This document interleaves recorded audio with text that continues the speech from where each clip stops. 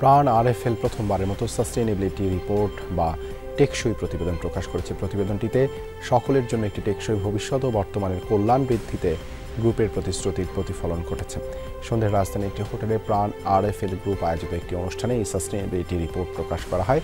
সমৃদ্ধ আগামীর লক্ষ্যে জীবনের পরিচর্যা শীর্ষক প্রতিপাদ্যের উপর প্রতিবেদনটি ৮টি মৌলিক স্তম্ভের উপর প্রাণ আরএফএল গ্রুপ টেকসই কৌশল তুলে ধরে। ৮টি মৌলিক স্তম্ভগুলোর মধ্যে উল্লেখযোগ্য হচ্ছে সাস্টেইনেবল পণ্য, সাস্টেইনেবল প্যাকেজিং, কৃষি, পানি ও এনার্জি।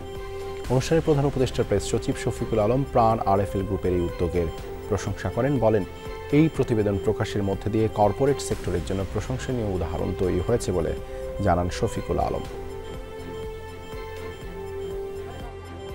তো বাংলাদেশের সামনে গ্রোথের পুরো স্টোরিটা হবে আমরা কি সাস্টেনেবল গ্রোথ করতে পারবো কিনা।